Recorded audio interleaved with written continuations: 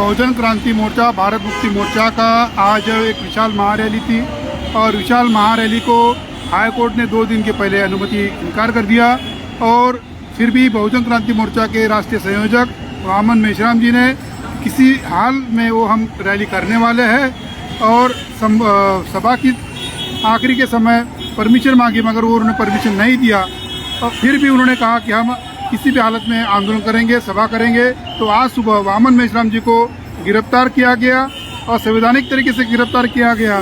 तो इसके खिलाफ जो पूरे देश से आए हुए कार्यकर्ता आपसे बात करेंगे। क्या कहाँ से आए सर आप? मेरा नाम दासराम नायक, बहुजन क्रांति मोर्चा में तेलंगाना आंध्र प्रदेश से हूँ। बहुत साथियों तेलंगाना, आंध्र प्रदेश, तमिलनाडु, केरला से, कर्नाटक से, साउथ इंडिया से हम लोग बहुत बड़े से आया है। यहाँ हाईकोर्ट का और पुलिस प्रशासन का कहना है कि ये लोग दीक्षा भूमि के लिए आए थे, तो क्या बात सच है? नहीं, वामन मेश्राम साहब हमको कॉल किया इसलिए आए हम लोग। कोई हम लोग अंधा भक्त नहीं है। हम ओरिजिनल बाम साहेब और फूले अम्बेडकर का वारस है हम लोग और भीमा कोरेगांव का वारस है हम लोग। अब हम लोग बहुजन क्रांति मोर्चा भारत मुक्ति मोर्चा का कार्यकर्ता है, पब्लिक है हम लोग। हम कोई डरपुक लोग नहीं है हम जान देने को आए लोग। हम शांतिपूर्वक से संविधान धारा पर रेख कर हम आंदोलन कर रहे और आरएसएस का ऑफिस घेराव करने को आए हम लोग। हम कोई डरने वाले नहीं है हम लोग। क्या मांगे हैं? देखो भाई, आरएसएस वाले, बीजेपी वाले हमारा बहुजन लोग को तोड़ फोड़ कर रहे और एससी में झगड़ा डाल रहे, एसटी में झगड़ा डाल रहे, ओबीसी का जनगणना नहीं कर रहे, ओबीसी का आरक्षण नहीं दे रहे, शेड्यूल ट्राइब पे अत्याचार अन्याय हो रहा, आदिवासियों पे अत्याचार अन्याय हो रहा, आदिवासियों को 5th शेड्यूल अमल नहीं कर रहे और आदिवासी का जंगल में लोहा, सोना, खीरा पूरा खींच रहे, आदिवासी को जमीन से बाहर खेदड़ रहे, शेड्यूल कास्ट पे अत्याचार अन्याचार कर रहे, ओबीसी को परेशान कर रहे और मुसलमान भाई को परेशान कर रहे। इसलिए हम लोग इकट्ठा हो रहे और आरएसएस बीजेपी उसका हाथ में है। नहीं, ये आरएसएस के कार्यालय पे घेराव करना ये असंवैधानिक है। वैसे तो संसद में नेता बैठते, कानून तो संसद में होता है, तो फिर आपने संसद को घेराव करना चाहिए था। अरे भाई, संसद आरएसएस वाले चला रहे ना, या नागपुर से डायरेक्शन में संसद चल रहा, पार्लियामेंट चल रहा। पार्लियामेंट में बैठे सौ लोग पागल है, दीवाने है, उसको चलाने वाले आरएसएस वाले है। नागपुर से प्लान करते हैं, नागपुर से प्राइम मिनिस्टर कौन होना, एमपी कौन बनना, पार्लियामेंट में कौन सा बात चर्चा होना, पूरा आरएसएस हेडक्वार्टर में तय होता। ये पूरा कांग्रेस और बीजेपी के चलाने वाले आरएसएस वाले। हम लोग जड़ को पकड़ रहे। आरएसएस को हम घेराव करेंगे। आरएसएस इंटरनेशनल टेररिस्ट ऑर्गेनाइजेशन है, वो आतंकवादी है, वो तीव्रवादी है, उसको बैन करना है। आरएसएस वाले बम ब्लास्ट का ट्रेनिंग चला रहा है आरएसएस हेडक्वार्टर में और आरएसएस वाले वो गन का ट्रेनिंग चला रहा है, वेपन का ट्रेनिंग चला रहा है और बम सारा देश में बम ब्लास्ट कर रहे, हिंदू मुस्लिम का झगड़ा कर रहे और मुसलमान भाई पीएफआई कार्यकर्ता को अरेस्ट किया। असली टेररिस्ट आरएसएस वाले हैं। हमारा बहुजन समाज वो जानना है। नहीं, आप बहुजन की बात कहते हैं कि देश का प्रधानमंत्री ओबीसी है, राष्ट्रपति आदिवासी है, ट्राइब की है, तो फिर बहुजन की बात क्यों नहीं होती है? अरे वो प्राइम मिनिस्टर है ना, ओबीसी है, मगर उनको ब्राह्मण आरएसएस मोहन भगवत नॉमिनेट किया। क्यों? ब्राह्मण सामने आया तो वोट नहीं मिलता, चुनाव नहीं होता, इसलिए वो वाचडॉग है, ब्राह्मण का वाचडॉग है और बहुजन लोग वोट नहीं डाले।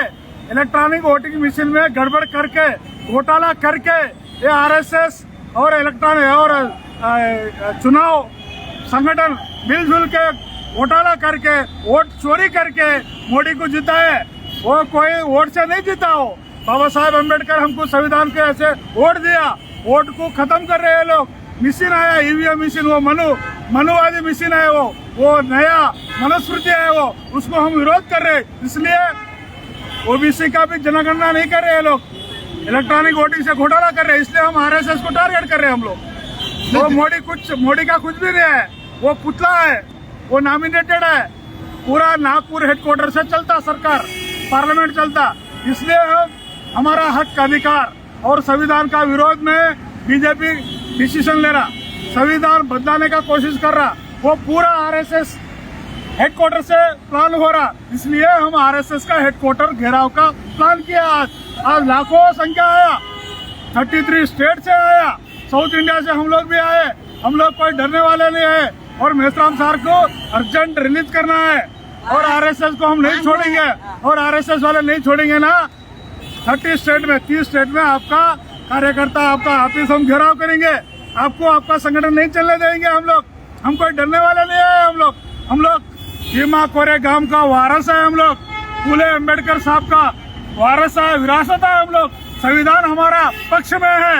आप लोग संविधान का विरोध में संविधान बदलाने का प्लान कर रहे हैं लोग। इसलिए हम संविधान बचाना, भारत बचाना, संविधान बचाना, भारत बचाना, इसलिए हम लड़ रहे हैं। आरएसएस ऑफिस को घेराव कर रहे हैं। हम अरेस्ट हो रहे हैं, हमारा लोग लाखों आदमी अरेस्ट हो रहे हैं। हम कोई डरने वाले नहीं है। हम लोग कार्यकर्ताओं को लगातार गिरफ्तार किया जा रहा है। क्या और दिन भर कार्यकर्ता आते जाते रहेंगे? वो हजारों लाखों लोग आ रहे। हम लोग अरेस्ट होने को रेडी है, हम लोग जान देने को रेडी है। हम लोग कोई पुलिस वाले से गिरफ्तार से डरने वाले नहीं है। हम लोग तो क्या नेक्स्ट प्लान क्या है? नेक्स्ट प्लान हमारा मेश्राम साहब को छोड़ दिया तो अच्छा है, नहीं छोड़े ना हम लोग इधर नागपुर छोड़ने वाले नहीं है। इधर ही हम पुलिस स्टेशन में जेल भरो आंदोलन, पुलिस स्टेशन घेराव और असेंबली घेराव और पार्लियामेंट घेराव का भी प्लान करेंगे हम लोग। हम तो आरएसएस का ऑफिस को, हेडक्वार्टर को नहीं छोड़ेंगे, नागपुर में रहेंगे, यहाँ ही रहेंगे हम लोग।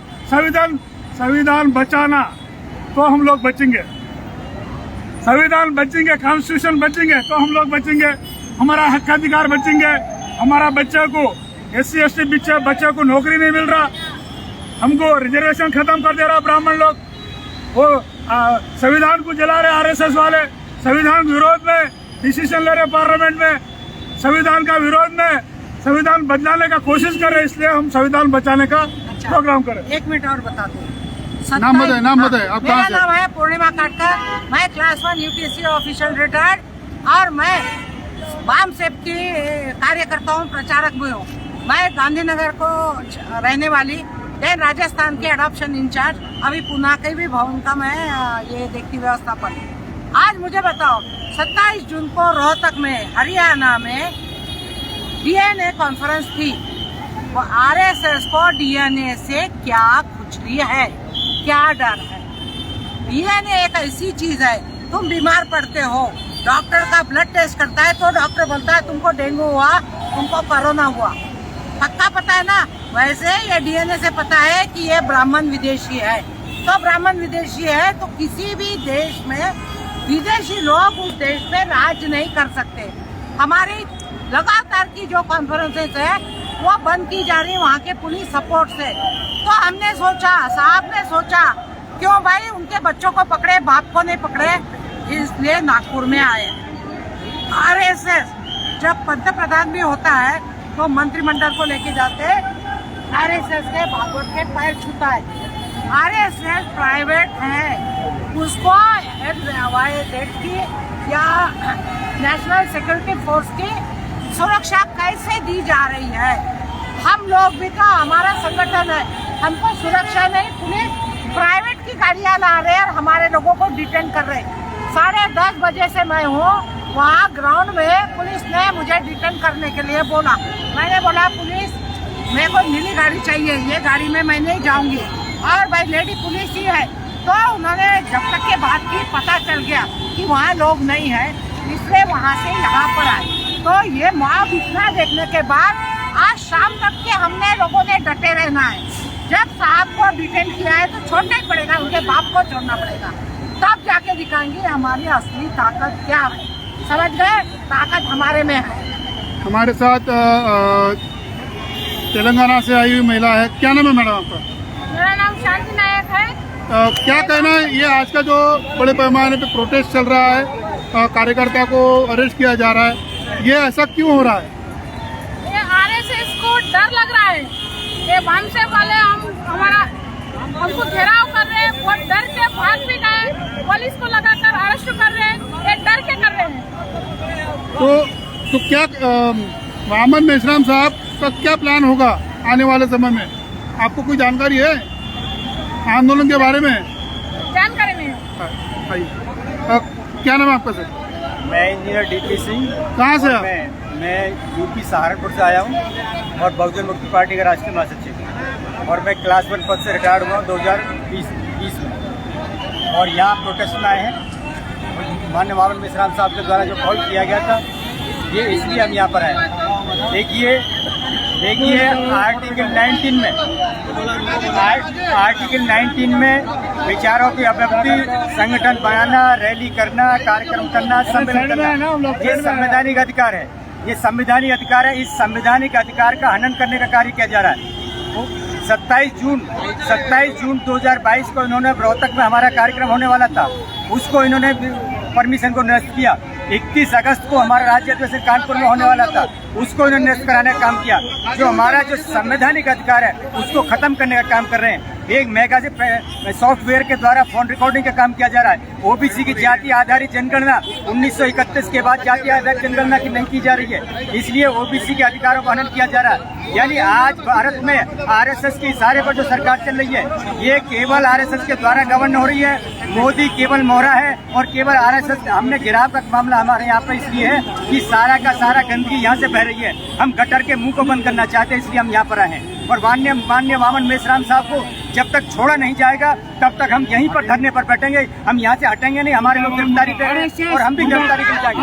तो ये सारा का सारा आरएसएस के द्वारा जो खेल चल रहा है, हम आरएसएस को अगर ये नहीं माने तो जो बीमा 1 जनवरी 1818 को ये दूसरा बोलेगा होगा, और इसके लिए हम तैयार हैं। और वामन मेश्राम साहब के आदेश की हमें आदेश का इंतजार है। जब आदेश करेंगे दूसरा महीना, तो इसके लिए पूरे देश का कार्यक्रम आरएसएस मोहन भगवत आरएसएस